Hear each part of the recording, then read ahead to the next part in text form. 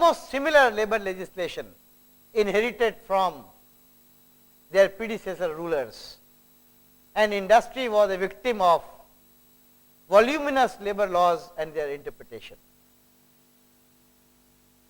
What he did was, he got the workers and employers and the government together and said, I want one labor code for the country. And they succeeded in doing so. They developed one labor code, all labor laws in one legislation. I think this is the time when all the 4 provinces can and should embark if they are interested in their own industrial development, because they cannot blame any more federal government for being deprived from the tools which could help them grow. So they have a lifetime opportunity now to sit together and first of all consolidate laws into one legislation and then develop a consensus among all the 4 provinces so that it can be adopted. That is the approach which is now being taken up, pursued by your representatives in the Employers Federation, and much depends on how the government is going to respond. But in the long run, if this opportunity is rightly pursued, this can set a new direction for business in getting rid of the maladies of law and in going towards a direction which can take them towards their journey in industrialization. What is going to happen to international standards? Okay, industrial relations issues concerning international labor standards. What is going to happen? And it is here, ladies and gentlemen, that I want your attention. In fact, the devolution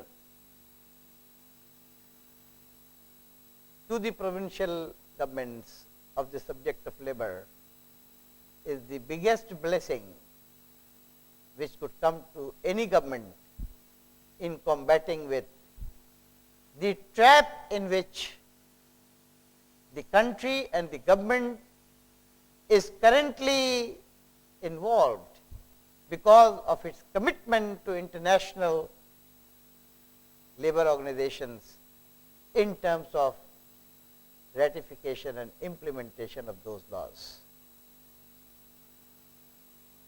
Out of 36 ILO conventions ratified, it is the obligation of the government to incorporate all of them into national legislation.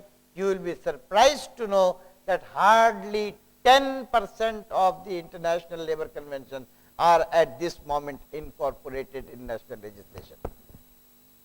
And now there is severe pressure on your government कि क्या हुआ, अब तो आपके issues खत्म हो रहे हैं, इसका क्या बनेगा? You have ratified, where is the, कम से कम लॉ में तो डालो. लॉ में वो डाल नहीं सकते because it does not suit the industrial scenario. Both as far, because they are the biggest employer. मसला सबसे बड़ा ये है, they are the biggest employer. Contract labor issue is one of the most impending issues. And why, in spite of the pressure from the workers and their federations, the contract labor has not ceased. Background उसका अलग है, किसी वक्त और discuss करेंगे, लेकिन उसके seize होने की वजह क्या है? Government is the biggest employer of contract workers.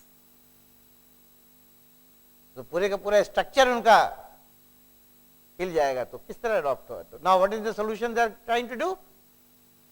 हम तो सॉल्यूशन इंपोर्ट करने में माहिर है, and the solution is there.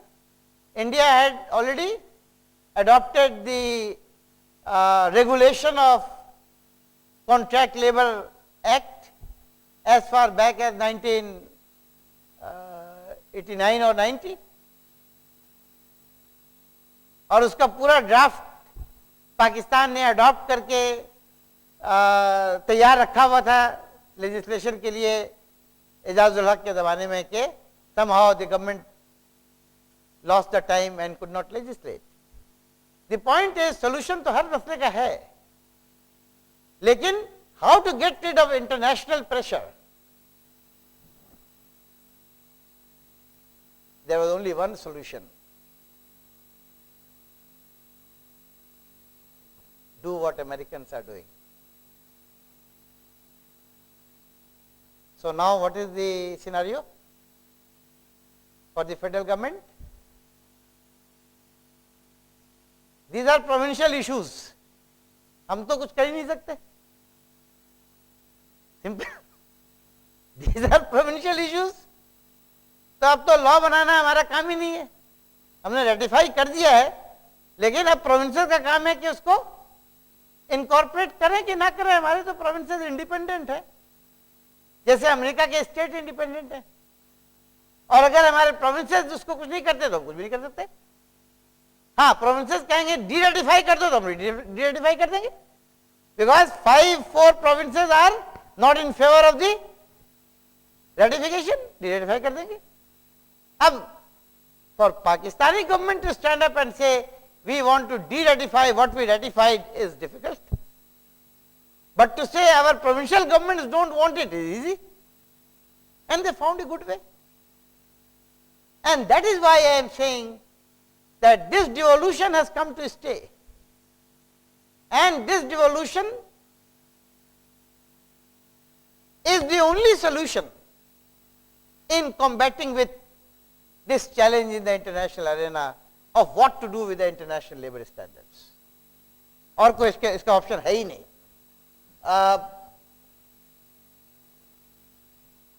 What is going to happen to national level workers and employers federations? Sooner or later, there will have to be a change in their structure, and they will have to be provincialized. There is no option. There is no harm. देखिए, एक मसला ये होता है, हम बहुत सी चीज़ों में परसेप्शन की वजह से we think certain things are not possible. Legally, workers' federations, unions, employers' federations will operate at the provincial level. But in forming a national confederation, for policy dialogue and collective action, nobody stops. उसकी legal एज्जत कोई नहीं होगी, लेकिन as a national organization they will still operate.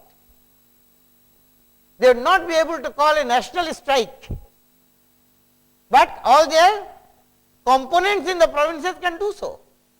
So, because the Constitution of Pakistan guarantees freedom of association, and that fundamental right has not been taken away. आपके association बनाने पर कोई पाबंदी नहीं है, उसके लीगलाइज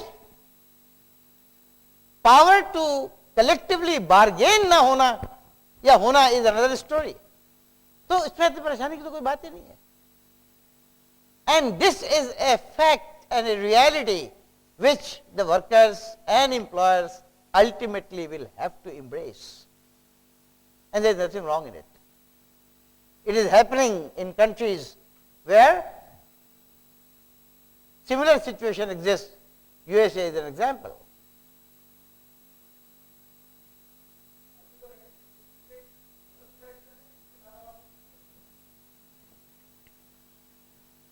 लीगल प्रेशर है, moral pressure तो उन मुल्कों पर है जिन्होंने रेटिफाई नहीं किया है. हम पर तो लीगल प्रेशर है, हम पर तो मुकदमात चल रहे हैं आईएलओ की कमिटीज पे. वर्कर्स ने कंप्लेन किए हुए हैं, फ्रीडम ऑफ एसोसिएशन में कम से कम 14 मुकदमात पड़े हुए हैं जिस पर गवर्नमेंट जवाब देने के काबिल नहीं है. Are you getting me sir? तो मॉरल नहीं, legal. We are under legal pressure to now act. Ratify किए हुए तो हमें, जैसे मैंने बताया कि 15 convention in the first 47 to 73, 15